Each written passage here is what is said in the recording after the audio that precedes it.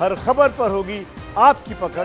Download कीजिए ABP live app. Sushant Singh की मौत के मामले में लगातार अब मुंबई पुलिस की जांच पर ही सवाल उठ रहे हैं, लेकिन दूसरी तरफ पटना पुलिस ने मामला दर्ज कर लिया है और वो मुंबई में जगह जगह जाकर के लोगों से पूछताछ भी कर रही है और अपनी जांच को भी आगे बढ़ा रही है। हमारे साथ मौजूद हैं पेशे से वकील इश्करण भंडारी, जो लगातार इस मामले में शुरुआत से ही सीबीआई जांच की मांग कर रहे हैं।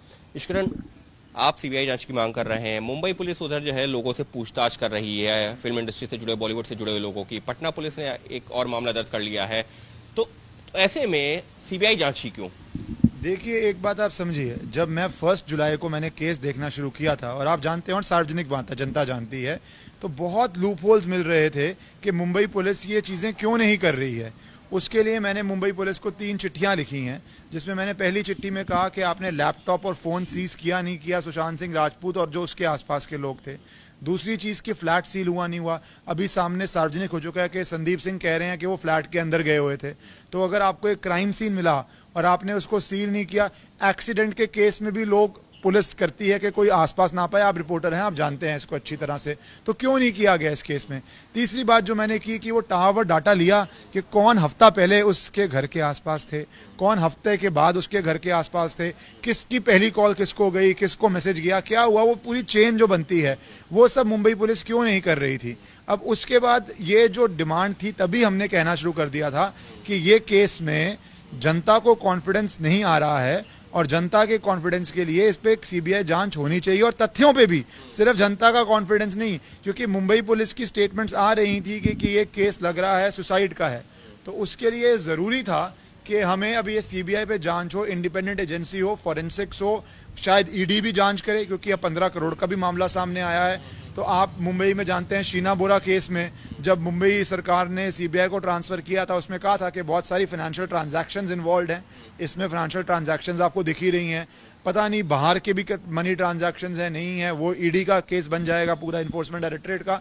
तो इसमें अब एक केंद्रीय जांच ही होनी चाहिए, वही उचित लग रहा है इस केस के अंदर। इस मामले में एक तरफ आप सीबीआई जांच की मांग कर रहे हैं, तो दूसरी तरफ जो पटना पुलिस ने एफआईआर दर्ज की है वो सुशांत के पिता के हवाले से की है, उनकी शिकायत पर की है, उसमें सीधे तौर पर रिया का नाम आ रहा है। तो आपको भी कहीं पर रिया का नाम दिख रहा है? क्योंकि रिया दूसरी तरफ मांग कर चुकी है कि सीबीआई जांच होनी चाहिए, गृह मंत्री अमित शाह को ट्वीट किया था। देखिए, जो सुशांत सिंह जी के परिवार ने किया है, पिताजी ने किया है, उन्होंने तो, वो कंप्लेनेंट है, उन्होंने तो एक स्पेसिफिक व्यक्ति का नाम दे ही दिया है और बिहार पुलिस ने उसका संज्ञान लेके उस पर एफआईआर भी दर्ज कर दी है। पर इस केस के अंदर मैं पहले दिन से कह रहा हूं कि दोषी कौन है वो तो इन्वेस्टिगेशन के अंत में ही पता चलेगा, पर पहले इन्वेस्टिगेशन तो हो।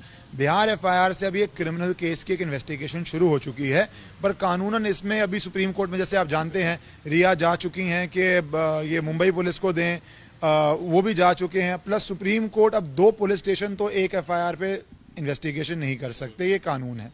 तो अब ये तो होगा ही होगा कि सुप्रीम कोर्ट में शायद ये फैसला होगा कि कौन जांच करेगा, मुंबई या बिहार, या ऐसे केसेस में सीबीआई को दिया जा सकता है। दूसरा, स्टेट ऑफ महाराष्ट्र को नोटिस जाएगा इस केस में। स्टेट ऑफ महाराष्ट्र का क्या पक्ष रखते हैं सुप्रीम कोर्ट में, ये भी देखना पड़ेगा। स्टेट ऑफ बिहार भी अपना क्या पक्ष रखती है, जो है वो भी देखना पड़ेगा। तो अभी ये सुप्रीम कोर्ट में टेक्निकल डिटेल्स बहुत सारी आएंगी इसके अंदर, ये एक सिंपल इशू नहीं है, इसमें प्रॉपर एक सुनवाई होगी, मुझे लगता है, जहां डिसाइड होगा कि कौन इन्वेस्टिगेट करेगा, वो बहुत जरूरी है। पर मुझे लगता है कि जब इतना फैला हुआ केस हो चुका है और 2 प्रदेशों का इन्वॉल्वमेंट है, तो वैसे भी मल्टीपल जब प्रदेश आते हैं तो वो सीबीआई जांच बन जाती है, और सीबीआई जांच से जस्टिस मिले सुशांत सिंह राजपूत को, सारे यही चाहते हैं। इसी के लिए 1 जुलाई से मैं बोल रहा हूँ। अगर हम लैप्सेस की बात करते हैं तो आपको कहाँ लैप्सेस दिखते हैं? क्योंकि आप जो शुरुआत से ही, एक जुलाई से आप खुद कह रहे हैं कि लगातार इस मामले को उठा रहे हैं, आप कह रहे हैं कि सीबीआई जांच होनी चाहिए, कई बार कई तथ्यों का भी जिक्र किया है। आपको अगर हम 5, 7, 10 मोटे लैप्सेस की बात करें, या तथ्य ऐसे क्या दिखते हैं जिस आधार पे आपको लगता है कि जांच अब तक जो हो रही थी वो सही दिशा में नहीं जा रही थी? देखिए, अभी तक जैसे मैंने बोला, जांच हो क्या रही थी, जांच का पहला स्टेप है फर्स्ट इन्फॉर्मेशन रिपोर्ट, फर्स्ट, कि भैया वो प्राइमा फसाया होता है कि पुलिस उसके बाद क्रिमिनल सेक्शंस में इन्वेस्टिगेट करती है। उसके बाद पुलिस बोल सकती है कि नहीं, हमें इन्वेस्टिगेट करके लगा क्राइम नहीं हुआ, तो क्लोजर रिपोर्ट हम बोलते हैं डाल देती है, या हमें लगता है कि हाँ क्राइम हुआ तो चार्जशीट डाल देती है। 45 दिन हो गए हैं, मुंबई पुलिस ने तो पहला कदम ही नहीं लिया। अपने पे वो पावर ही नहीं ली अरेस्ट करने की, अपने पे कस्टोडियल इंटरोगेशन की पावर ही नहीं ली, अपने पे कन्फ्रंट करने की पावर ही नहीं ली, तो यही सबसे बड़ा लैप्स है। जैसे संदीप सिंह से मैं एक सवाल पूछ रहा था किसी जगह पे, तो वहां पे संदीप सिंह कह रहे हैं कि एक तरफ तो मुंबई पुलिस उनको फ्लैट में आने दे रही है, एक तरफ तो मुंबई पुलिस उनको करीबी कह रही है, दूसरा जब वो कह रहे हैं कि मेरे को ही स्टेटमेंट रिकॉर्ड नहीं कर रहे और मुझे लगता है सुसाइड नहीं है, तो वहीं पे डाउट हो गया कि जब आपके करीबी लोग कह रहे हैं सुसाइड नहीं है, चाहे अबेटमेंट हो चाहे सुसाइड हो, वो बोल रहे हैं अपने आप को वो नहीं टांगेगा, तो जो उनका शब्दों से निकल रहा है तो फिर तो मर्डर केस हो गया। तो ये सब की तो जांच होनी पड़ेगी ना कि अबेटमेंट तो सुसाइड है, मर्डर है, हुआ क्या, और उसके लिए एफआईआर चाहिए। वो एफआईआर ही नहीं हुई तो आप बोल रहे हैं 1 to 20 लैप्स, मैं तो बोलता हूँ स्टार्ट ही नहीं हुआ बिना एफआईआर के, तो वही इतना बड़ा लैप्स है। अब वो मुंबई पुलिस को एक्सप्लेन करना पड़ेगा, और अब वही मुझे इसलिए कह रहा हूं कि ये लैप्सेस के केस में सीबीआई जांच हो जाए तो सबको जस्टिस मिले। जो भी गिल्टी है, मैं नाम नहीं ले रहा, एक्स है, वाई है, जो भी है, जो गिल्टी है वो जांच के बाद सब चीजें सामने आनी चाहिए और वो केंद्रीय जांच होनी चाहिए। क्या क्या चीजें मोटे तौर पर आपको लगती हैं जिनके बारे में सीबीआई को, क्योंकि आप कह रहे हैं कि सीबीआई को जांच करना चाहिए, मुंबई पुलिस ने उस तरह से जांच नहीं करी, क्या क्या वो चीजें हैं आपको लगता है कि जिनकी जांच होनी चाहिए? अभी इस पे नहीं बोलना चाहिए। जैसे मैंने कहा, क्या गलत जांच है वो तो तब आता है जांच के बाद, पर इन्वेस्टिगेट तो करो, क्रिमिनल सेक्शन तो लगे।